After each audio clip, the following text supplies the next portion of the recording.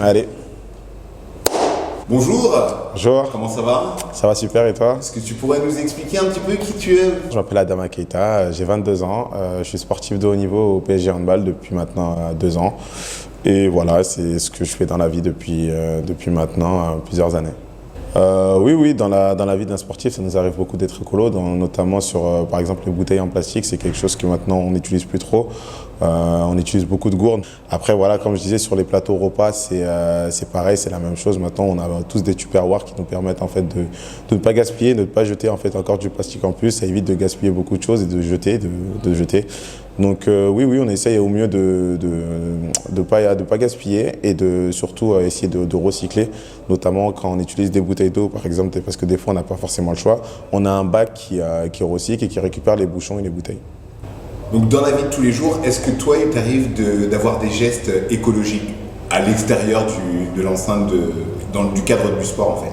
Oui, complètement. Moi, après, je suis quelqu'un qui recycle, donc que ce soit le plastique, le reste des repas, notamment sur tout ce qui est alimentaire.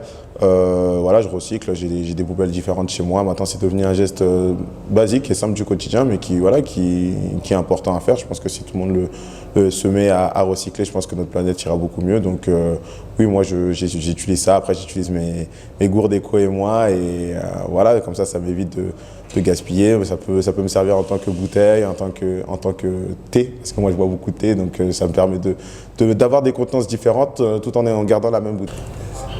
Adama, est-ce que dans ta vie de tous les jours, tu fais des choses éco-responsables? Est-ce que tu fais attention à la planète?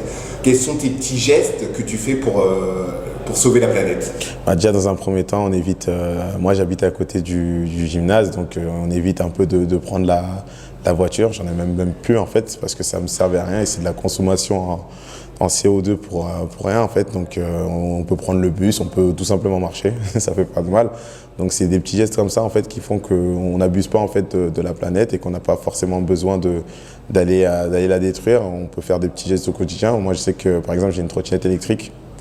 Donc je préfère prendre ça qu'aller gaspiller un peu d'essence partout et aller polluer un peu l'air. Donc c'est des petits gestes du quotidien qui font que ça change. Après comme on est beaucoup à avoir été touché par un certain reportage comme The Game Changer, on a un jour vegan aussi parce qu'il faut penser aux animaux. Je pense qu'il y a une surconsommation de viande dans le monde entier, notamment en France parce qu'on est des gros consommateurs.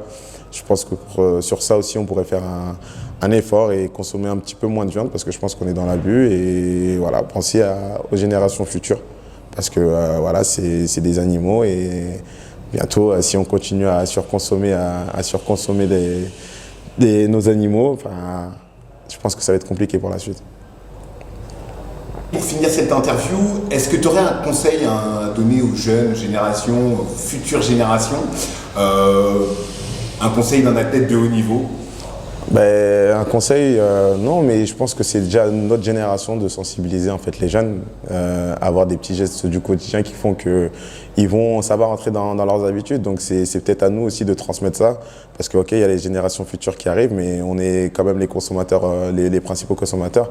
Donc je pense qu'il faut commencer à sensibiliser dès le plus jeune âge maintenant et commencer à en parler peut-être dans des programmes scolaires.